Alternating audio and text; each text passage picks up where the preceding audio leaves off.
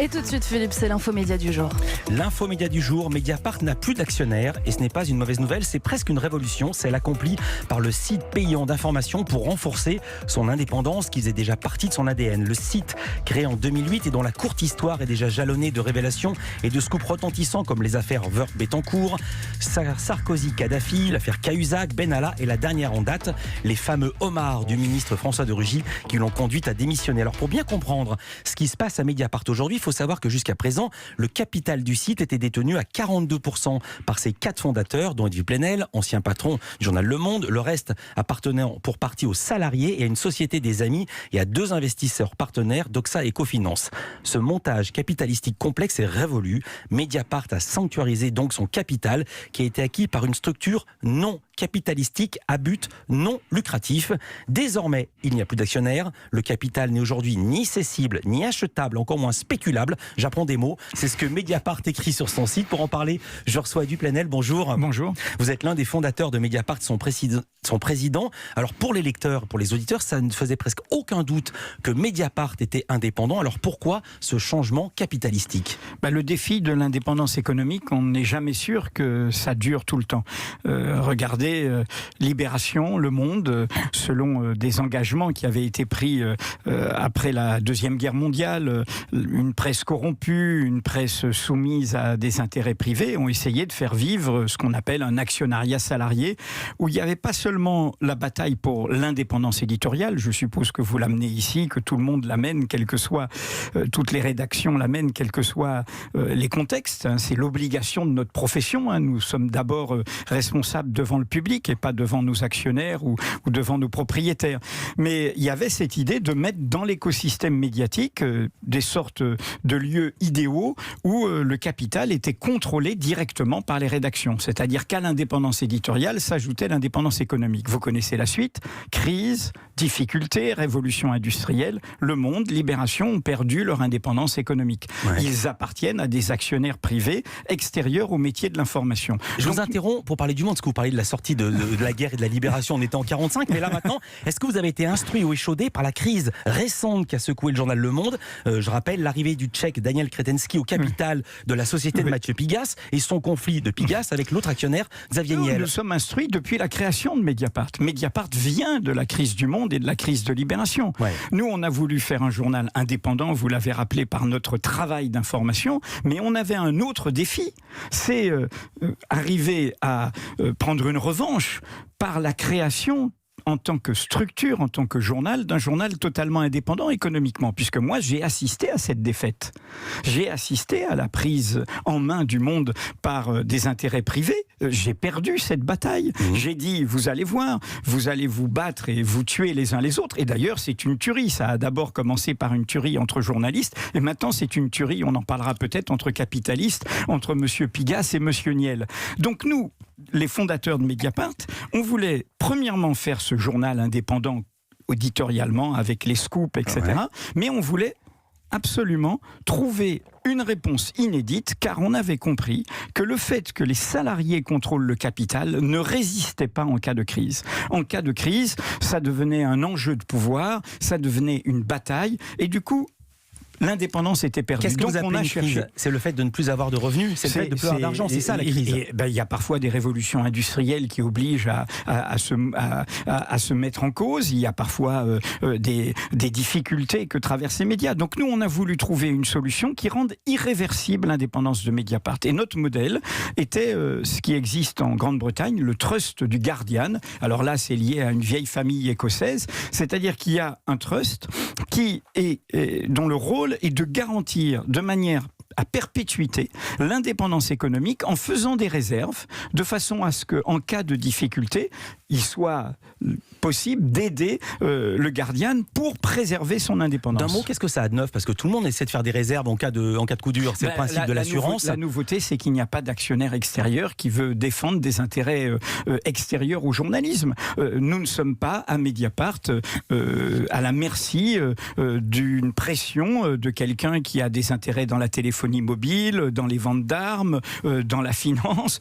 Donc, du coup, mais c'était déjà le cas auparavant. Je veux dire, ça me rappelle la blague de Coluche Coluche plus blanc que blanc. Pardonnez-moi, j'ai l'impression que vous y êtes déjà très indépendant. Donc vous êtes plus indépendant qu'indépendant. Avant, cette indépendance, elle était garantie par le fait que les fondateurs contrôlent le capital. Ils ne sont pas éternels, les fondateurs. Ah oui. Nous, on ne voulait pas donner ça à nos enfants. On ne voulait pas vendre ça aux plus offrants. Et on voulait...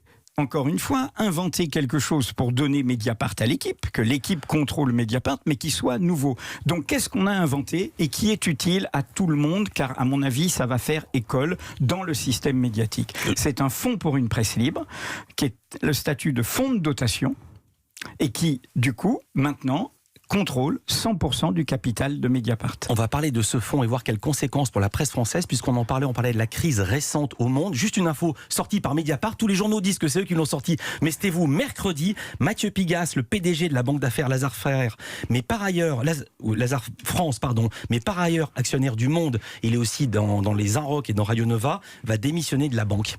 Oui, c'est Laurent Mauduit qui a révélé ça mercredi. Et c'est assez peu confraternel que les journaux concernés, notamment Le Monde, ne le rappellent pas. Donc, en effet, c'est la clé de ce qui se passe au monde. En fait, M. Pigasse est pris à la gorge parce qu'il a fait des investissements dangereux. Donc, du coup, il a besoin d'argent.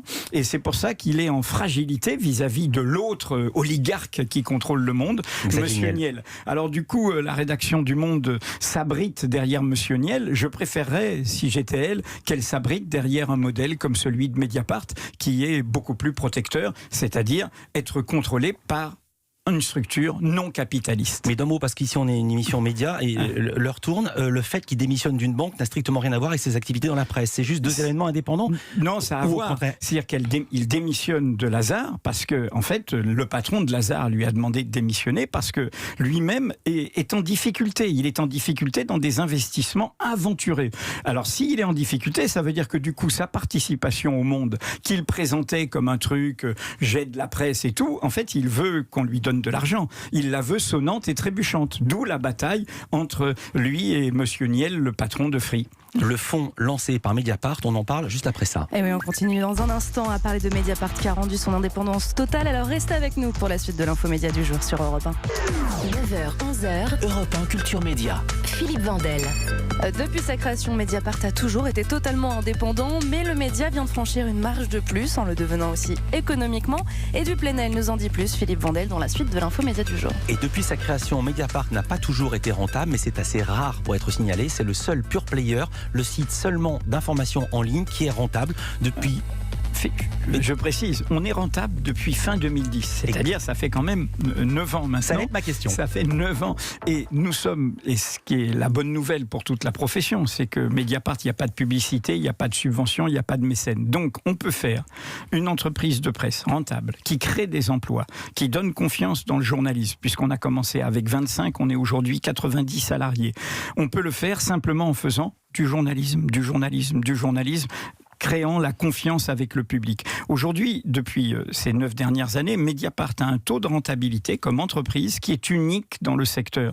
Notre taux de rentabilité est entre 17 et 18% de résultats par rapport au chiffre d'affaires. C'était mon défi. Mon défi était un défi d'entrepreneur. Il y a beaucoup de malentendus par rapport à... Bien sûr, j'allais dire, moi depuis le temps que je vous connais, que je connais votre carrière, j'aurais jamais imaginé voir Edwy Plenel prononcer le mot taux de rentabilité. Mais moi, mon défi à Mediapart n'était pas un défi de journaliste. Le journaliste d'investigation, j'avais fait ça avant. Au Monde. Mon pari, là, c'était qu'une équipe le fasse. Et l'équipe le fait formidablement bien avec toute une nouvelle génération. Mon pari était un pari d'entrepreneur. Combien d'abonnés ? Aujourd'hui, 170 000 abonnés individuels payants.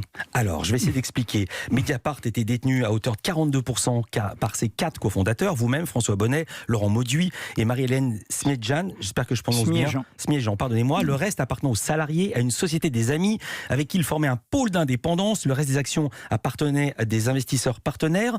Les actions de Mediapart ont toutes été rachetées ? 100%. Mardi dernier, le mardi 15 octobre, elles ont été rachetées via une société pour la protection de l'indépendance de Mediapart par ce fonds pour une presse libre qui a le statut, vous pouvez regarder sur Internet, d'un fonds de dotation. Ça existe depuis 2008. Pour le dire tout simplement, ça a la souplesse juridique des associations et la souplesse financière des fondations. Simplement, dans le droit français, les fondations ont un vrai problème. Il y a un représentant de l'État. Un journal indépendant ne peut pas être avec un représentant de l'État. D'accord. Est-ce que les investisseurs du début ont retrouvé leur mise? Est-ce qu'ils ont fait une plus-value? Ils ont tous fait une plus-value, les amis, tout le monde a fait une plus-value. Simplement, ce qu'il faut noter, puisque nous n'avons pas voulu alourdir, il faut que ce soit soutenable par Mediapart. Il ne faut pas que Mediapart se retrouve avec un endettement qui l'empêcherait d'investir. On investit 1 million d'euros chaque année. Donc du coup, il y a un emprunt de 5,5 millions au Crédit Coopératif à un taux, tout est transparent chez nous, de 1,18%. Il y a nos réserves qui sont en partie utilisées, 4 400 000 euros. Et puis le reste, c'est des prêts, c'est-à-dire des crédits vendeurs, c'est-à-dire qu'une partie de ceux qui pourraient gagner de l'argent ne touchent pas leur argent. C'est le cas des fondateurs. Ah oui. Nous laissons notre argent jusqu'en 2027, de façon à ne pas alourdir l'endettement de Mediapart. Et puis il faut noter que parmi les gens qui nous ont soutenus, y compris contre leurs intérêts, car c'est un homme d'affaires très puissant et très important et qui connaît beaucoup de monde. Je parle de monsieur Jean-Louis Bouchard d'Econocom. Il avait mis 500 000 euros au début de Mediapart. Il en sort avec 1 million. Eh bien, savez-vous quoi? Il les donne. Magnifique. C'est assez rare pour être souligné. Alors techniquement et volontairement, vous avez construit un sacré mécano. Donc les actions de Mediapart ont toutes été rachetées dans une nouvelle structure, elle-même propriété d'un fonds, le Fonds pour une presse libre. Que va faire ce fonds en dehors de Mediapart? Alors c'est vraiment la question la plus importante. À titre secondaire, il protège Mediapart. Il met son capital dans un coffre-fort de façon, vous l'avez dit, qui soit incessible, non spéculable, non achetable et tout. Mais c'est pas sa mission principale. Sa mission principale, c'est d'aider à l'indépendance du journalisme, à la liberté de la presse et au pluralisme de l'information. Il n'a pas le droit, les dons qui lui sont donnés, qui peuvent être défiscalisés, 66% pour des particuliers et 60% pour des entreprises, ne peuvent pas aider Mediapart. Ce serait un conflit d'intérêts. En revanche, Mediapart doit renvoyer un peu de son argent, de ses résultats, dans le fonds. Nous devons aider le fonds. Et le fonds doit aider ce que je viens de dire, c'est-à-dire le journalisme, la profession, donc, son indépendance et notamment la presse numérique pour qu'il y ait d'autres journaux indépendants. Vous êtes capable d'aider, et c'est même dans le cahier des charges, d'aider de futurs concurrents. C'est le but. C'est le but du Fonds pour une presse libre dont le conseil d'administration ne comporte aucun des dirigeants de Mediapart. Nous n'avons pas le droit d'y être. Tant que nous sommes salariés de Mediapart, nous ne pouvons y être. Et il y a des personnalités très indépendantes, je voudrais le souligner. Il y a Christine Lazerge, l'ancienne présidente du Conseil consultatif des droits de l'homme, Dominique Cardon, qui vous l'avez peut-être reçu parfois, un sociologue sur le numérique qui dirige le principal laboratoire de Sciences Po. Tout cela vont s'occuper de l'indépendance de ce fonds. Je vous interromps car j'ai une dernière question. Un mot sur la dernière affaire en date, les fameux homards du ministre François de Rugy, ces dîners somptuaires à l'hôtel de la Cesse, ça vous fait sourire. Les travaux de rénovation, François de Rugy a annoncé vouloir vous attaquer en justice. Où en est cette plainte et quand l'affaire sera-t-elle jugée? C'est tout simple, il a fait une plainte, il y a une dizaine d'articles sur un seul des articles, celui qui concerne le logement à vocation sociale qu'il avait en Loire-Atlantique. C'est une plainte en diffamation classique. Ce procès, s'il a lieu, aura lieu. C'est l'audience qui a été fixée début 2021. Nous sommes très sûrs de nous et nous comptons bien montrer à la fois la vérité de notre information et notre bonne foi. Donc nous avons rendez-vous, comme c'est normal. Nous rendrons compte dans le cadre de la loi sur la liberté de la presse. Mais M. de Rugy en a fait des tonnes pour finalement une toute petite plainte. Merci beaucoup, Edwy Plenel, fondateur et directeur de Mediapart, qui, je le précise, n'a plus d'actionnaire. Ne cherchez pas.